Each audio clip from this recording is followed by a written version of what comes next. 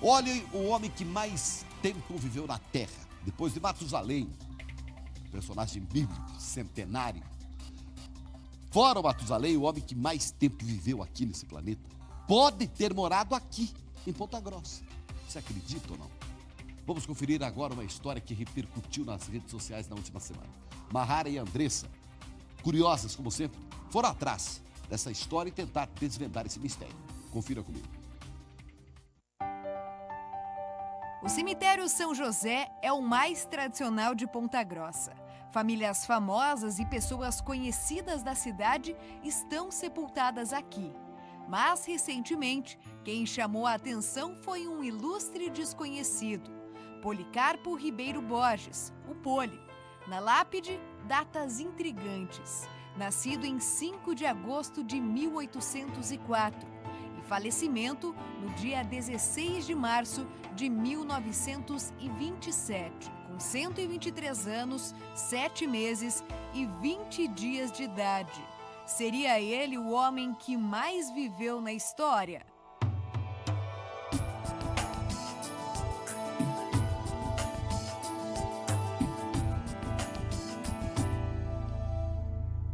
Esse mistério veio à tona após a postagem da foto da lápide nas redes sociais. O autor é um homem que, quando criança, estudava em um colégio que fica em frente ao cemitério e que costumava passear entre os túmulos para conhecer um pouco mais sobre a história das famílias que aqui estão sepultadas. Só que a lápide de Policarpo sempre chamou a atenção dele. E mesmo morando em outro estado, essa curiosidade ainda permanece viva. Quem conta um pouco mais sobre essa história pra gente é a repórter Mahara Laurento. Pois é, esse homem é o André. Ele achou essa foto da lápide que ele havia tirado há alguns anos no meio dos arquivos dele e decidiu postar nas redes sociais. Ele, apesar de ser aqui de Ponta Grossa, agora mora e trabalha em São Paulo e é por isso que eu vou conversar com ele agora por videochamada. Olá, André, vamos conversar um pouquinho sobre o Poli? Eu sempre fui amigo do Policarpo, entendeu? Sou amigo dele desde que eu tinha 13 anos, 12 anos, sei lá. O tempo que eu estudava no Jardim Frederico. Conheço ele de longa data, não tão longa quanto a vida dele. Né? E nessa história todo mundo virou um pouco de investigador, inclusive o Rodrigo, que estudou com o André aqui em Ponta Grossa quando eles ainda eram crianças. Ele agora mora em Curitiba, mas ficou sabendo dessa história e também decidiu investigar um pouquinho. Na documentação do Arquivo Nacional apareceu na ordem do dia, isso lá do Exército do Império ainda, né, falando sobre a participação de um Policarpo Borges na Guerra do Paraguai, que tinha sido ferido.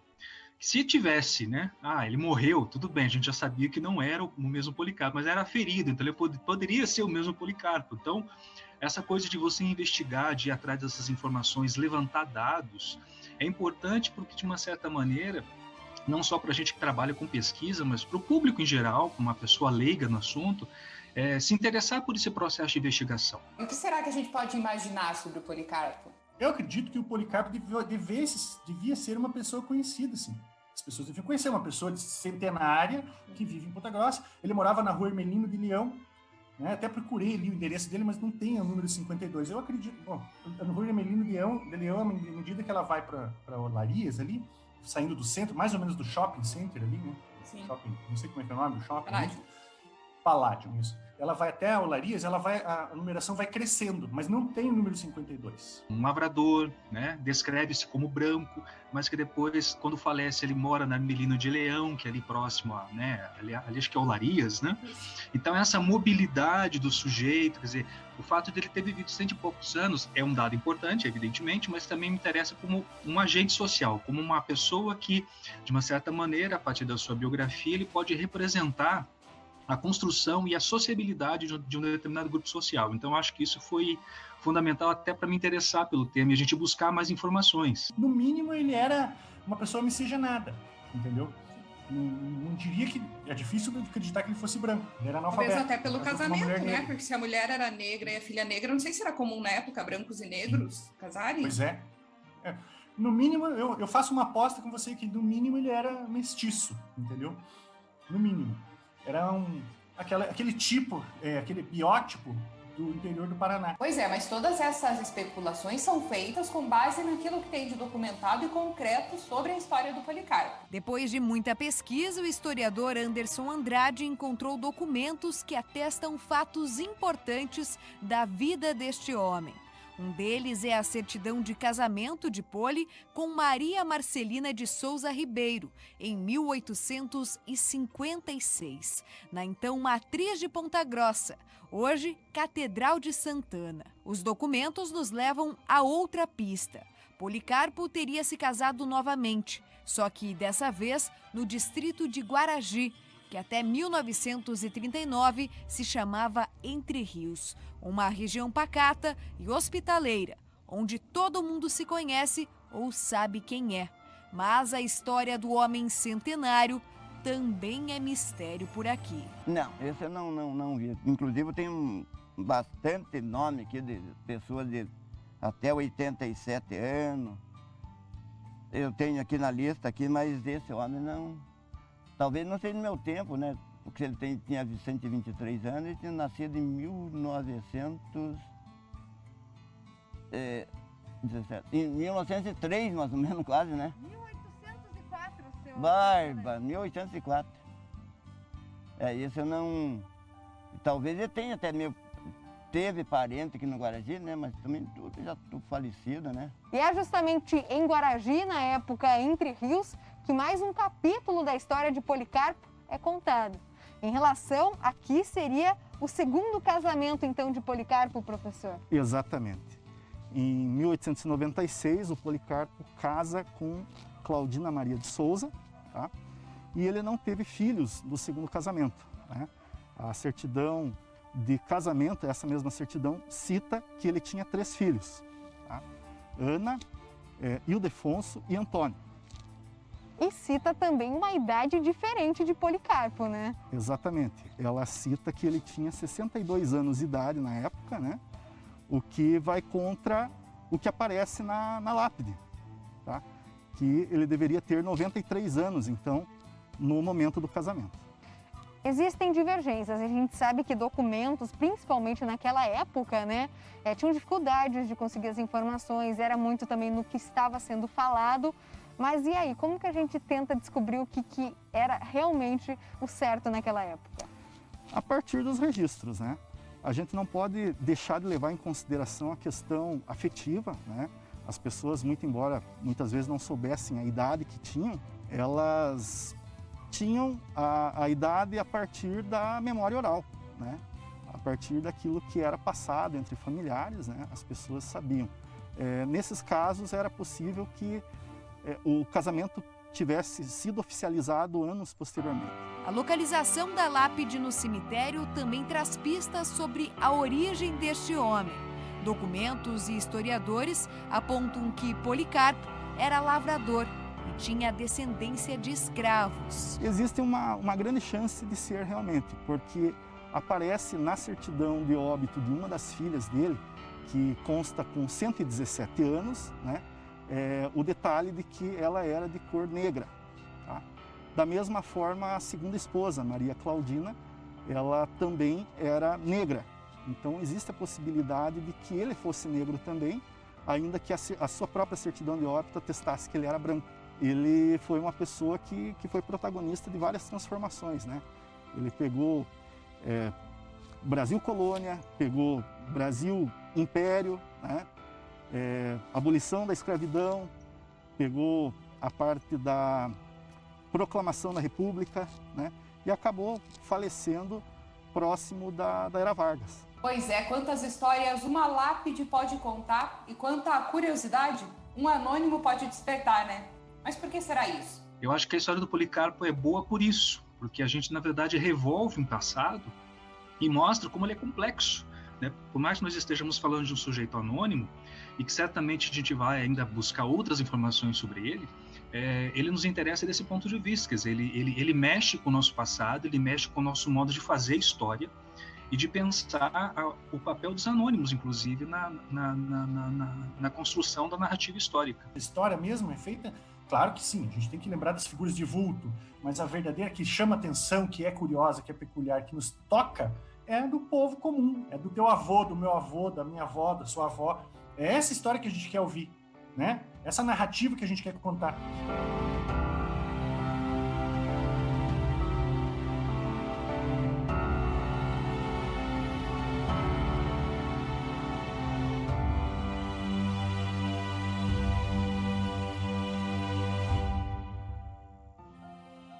Eu fiz uma viagem no tempo agora junto com você de casa. Que bacana, né? A gente saber que pessoas se interessam pela história de uma pessoa comum. Não foi nenhum herói de guerra, não foi nenhum desbravador, não foi nenhum político famoso, foi só o Policarpo. Que por ter, segundo a lápide aí, falecido com 123 anos, chamou a atenção para o resgate da história, não apenas de Ponta Grossa, mas do nosso país, que estava lá, esquecidinha, há muito tempo. Eu sei que é difícil, impossível que alguém tenha conhecido o Policarpo. Mas talvez o vovô tenha falado sobre alguém com esse nome, e você aqui em Ponta Grossa ainda tem lembranças. Entre em contato com a gente. Nós queremos ajudar nesse mistério, nesse trabalho de investigação, feito aí pelo nosso produtor, o Steve, com a edição do Jesus, supervisão do Fornazari, e com as nossas repórteres, a Mahara e a Andressa Borges, que aliás, Mahara, quem está feliz da vida, o Tiago, o Ederaldo, os nossos cinegras também, foi uma equipe grande. Quem está feliz da vida, toda animada aqui é a Andressa, que ela é Borges também. E ela está achando que vai viver 150 anos. Amanhã a gente vai voltar nesse assunto, vai? Tem mais coisa ainda por aí, é? Então, Robson, na verdade esse assunto, como eu já tinha dito antes, né, as pessoas aqui de Ponta Grossa souberam há alguns dias dessa lápide e tudo mais, e todo mundo estava curioso, como disse você, né, será que alguém já ouviu falar desse homem? Será que alguém conheceu? E foi isso que a gente foi atrás, né? Então, nessa primeira parte da reportagem, a gente quis contar um pouquinho, né? Contextualizar essa situação da lápide, mas é claro que a gente não parou por aí. A gente foi pesquisar a fundo essa história e sim, Robson, nós encontramos a família do Policarpo para contar, afinal de contas, quem foi esse homem e se ele viveu realmente tudo isso, né? É meio estranho pensar que alguém vive tanto tempo, ainda mais naquela época, né? Que a expectativa de vida provavelmente era muito menor. Então, nós encontramos a família do Policarpo, conversamos com eles, tanto aqui em Ponta Grossa quanto fora da cidade, e amanhã a gente mostra para vocês. E deixa eu só trazer aqui um detalhezinho bem rápido, Paulo. Durante minha conversa com todo esse pessoal aí na reportagem, todo mundo falou a mesma coisa. Aproveitar essa história para reforçar a importância de tomar conta dos cemitérios, inclusive o cemitério, né, o municipal aqui de Ponta Grossa, que guarda muitas histórias, guarda um pouco da nossa história, da história de Ponta Grossa, e muitas vezes é vandalizado, é abandonado, deixado de lado. Então, todos aproveitaram para fazer esse apelo, né? Para a gente continuar guardando a memória das pessoas e a história aqui da nossa região. É importante, sim, manter sempre o cuidado com os cemitérios. Mas então, voltando, amanhã vocês vão descobrir quem é a família do Policarpo. Vamos ver se vocês conhecem eles, né? Vai que é da família também não sabe. Olha aí, ó, o trabalho de investigação a nível Sherlock Holmes, né? Conseguiram localizar a família do Policarpo. E eu pedindo aqui encarecidamente para que se alguém tivesse informação do avô que conheceu alguém, eles já estão lá na família, no sangue deles. Eu é que estou para trás. Agora, vamos tirar o chapéu para esse Policarpo, hein? Não é fraco não, hein? 90 anos estava casando. Que inveja. Vê se descobre o segredo dessa vitalidade para nós lá amanhã, Mahara, tá? Ontem nós falamos aqui sobre o Policarpo. É o homem que mais tempo viveu, segundo a gente tem dados, aqui na Terra. Está para ser confirmado ainda, mas se confirmado foi o homem que, depois do Matusalém, que é um personagem bíblico, né, se confirmado, foi o homem que mais tempo viveu na Terra. A nossa equipe encontrou descendentes dele aqui em Ponta Grossa e também fora daqui. Murilo Barbosa, Mahara, Laurindo e toda a equipe empenhada nesse mistério para ser desvendado a partir de agora aqui na tela. Vamos lá. O supercentenário, que se foi em 1927, é dono de uma história que está sendo escrita até os dias de hoje. Percorrendo os fatos e folheando as páginas da vida, conhecemos Júlio Rodrigues de Moraes, que tem 93 anos, fez carreira como caminhoneiro e é trineto de Policarpo.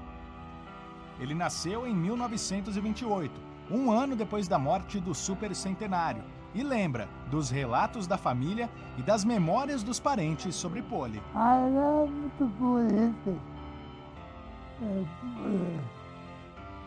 Amoroso com a família. Os outros seus deveres, então meu pai falava isso. Ele era uma pessoa muito boa. Muito boa. Júlio está praticamente no centro da árvore genealógica. Ele é filho de Arcelino Rodrigues de Moraes, cuja mãe é Lina Borges, filha de Ildefonso Ribeiro Borges, cujo pai é Policarpo Borges. Em suas veias, Júlio tem o sangue da família Borges. Em sua mente, a memória de quem foi o trisavô. E em seu coração, um sentimento único. Fico muito orgulhoso disso. O que mais? Fica feliz? Feliz. Perguntamos ao Júlio, que é praticamente centenário, qual é o segredo da longevidade. O segredo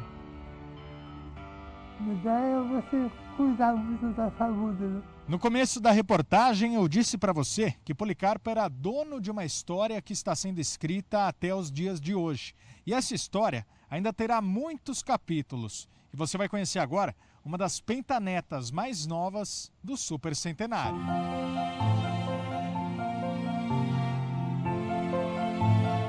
Ana Luísa tem 19 anos, estudante de física e filha de mãe professora e pai motorista. Um perfil que contrasta com o do pentavô, que era lavrador e filho de escravos alforriados. A jovem reconhece que hoje tudo só é possível graças a Poli, que foi um homem de fibra e coragem. Policarpo, ele é meu pentavô. Ele é, no registro de batismo, aparece que ele é um pardo forro. Filho de Rita Margarida, é uma parda forra também. Foi uma escrava que foi alforriada antes da lei do ventre livre aqui no Brasil. Então, a gente já vê que a história deles já começa com uma palavra muito importante, que é a liberdade. Não é todo dia que alguém recebe a notícia de que é sucessor de um homem reconhecido pela impressionante longevidade. Ana Luísa não esconde a alegria pela descoberta e nem a esperança pelo reconhecimento da idade de Policarpo. Eu, a primeiro momento, fiquei muito surpresa. Era uma alegria que não cabia dentro de mim, porque é uma história que tem muita repercussão aqui na cidade de Ponta Grossa. E logo liguei aqui para minha avó, meu avô ficou sabendo, ficou muito emocionado. Pois é, e teve mais gente da família interessada nessa história.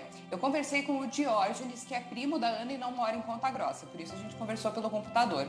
Ele, quando soube disso tudo, também começou a investigar e mergulhou nessa história e, claro, ficou muito feliz de saber que faz parte da árvore genealógica do Policarpo. A importância de conhecer mais a respeito do Policarpo Borges, da sua origem, da sua vida, da sua história, como lavrador simples, analfabeto e negro, ele não se relaciona apenas à minha família e não se relaciona também apenas à povoação dos Campos Gerais do Paraná. Mas a grande importância que eu vejo é que se refere à própria construção da história da humanidade como um todo. Por exemplo, nós temos a concepção equivocada de que é preciso fazer grandes feitos para compor a história, que a história é composta por grandes autores, por grandes heróis, por grandes atos heróicos, mas na verdade não. A história é construída por cada um de nós, pessoas simples que, fazendo o bem, ajudando os outros e ajudando a construir uma sociedade justa, nós temos maior esperança em relação a um futuro mais justo para todos. E tem ainda o Rafael, ele é historiador, também não mora aqui em Ponta Grossa, mas ficou curioso com essa situação e decidiu pesquisar. Ele encontrou vários documentos e aí então entrou em contato com a família e traz até algumas explicações que podem ajudar a entender essa confusão das datas. Quando a gente fala desse Policarpo mais velho, seria um Policarpo nascido, e batizado em 1802 em Castro, dentro da fazenda do Manuel Gonçalves Guimarães, dentro da capela, que foi construída dentro da fazenda. Esse Policarpo velho, ele teria casado em 1821, ainda em Castro, com uma mulher chamada Maria José, que a gente não tem muitas informações além desse nome e sobrenome, que parece ser mais um nome composto do que realmente um sobrenome completo. E aí ele teria, a partir daí, ele teria se mudado para Ponta Grossa e começou a ter vários filhos em Ponta Grossa, né? Como é costume da época, né? Os casais terem bastante filhos. E entre esses filhos, o primogênito, a gente acredita que foi o Policarpo Ribeiro Júnior, que nasceu em 1826 e foi batizado dia 6 de maio. O padre, ele não coloca a data de nascimento, só coloca a data, né, de batismo desse Policarpo, que a gente acredita que seja o Policarpo Júnior, mas alguns estudos, né, alguns levantamentos de historiadores indicam que pode ter sido mais ou menos entre 1 mês a 2 meses de vida que as crianças tinham no século XIX, quando elas eram batizadas no Paraná. Pois é, e tem até uma certidão de batismo que ele encontrou do Policarpo que ajuda a explicar um pouquinho mais sobre a vida dele. Isso porque ele teria sido batizado dentro da propriedade de um dos homens mais poderosos da região naquela época. Talvez exista uma relação de compadrio, né, entre o Manuel e os pais do Policarpo. Essas relações de compadrio são bem comuns na história, né? Tem vários estudos, inclusive de pessoas, historiadores de Castro, de Ponta Grossa, mostrando essas relações, né? Fazendo esse levantamento. Pode ser uma relação também de trabalho, né? Seja um trabalho escravo ou um trabalho mais livre.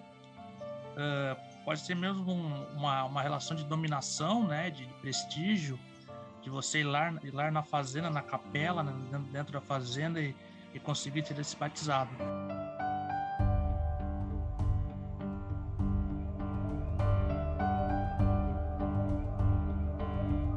Creio eu que viver 124 anos numa época em que escravos e ex-escravos viviam 30, 40 anos é uma coisa surpreendente, que tem que ficar o legado na história da cidade, porque é um dos poucos registros que nós temos de pessoas que viveram tanto, e muitas histórias do Brasil. Devem existir milhões de Policarpos aqui nesse país, só que não há documentos. E felizmente da minha família está tudo registrado. Eu e a equipe de historiadores estamos trabalhando muito para que tudo isso seja comprovado, e felizmente tudo isso foi documentado. Então, pelo menos uma pessoa que tenha conseguido fazer história nesse país e que a gente consiga comprovar.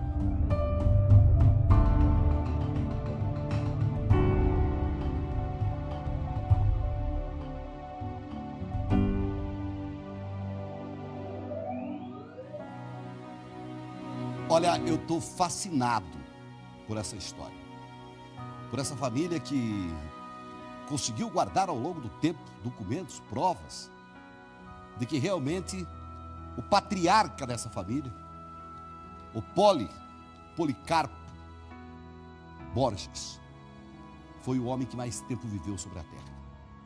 E olha o seu Júlio aí com quase 100 anos, é sinal de que está no sangue realmente. E a Ana, a mais novinha, já não tem mais as características do velho Policarpo, filho de escravo, de pele escura, já tem o olho claro, sobrenome polonês, mas ainda guarda as raízes, né? E o orgulho de fazer parte dessa família. Interessante que foi dito aí, não lembro por qual dos nossos personagens, mas eu acho que por um parente ainda do Policarpo, de que ele não foi um grande herói, não fez um grande feito para entrar para a história, mas é um homem que nasceu na época do Império, viu o Brasil se tornar república, viveu a época da escravidão, depois presenciou um dos fatos mais importantes da história desse país, que foi a assinatura da Lei Áurea, a libertação dos escravos pela princesa Isabel. Então olha quantos períodos importantes da história desse país esse homem viveu.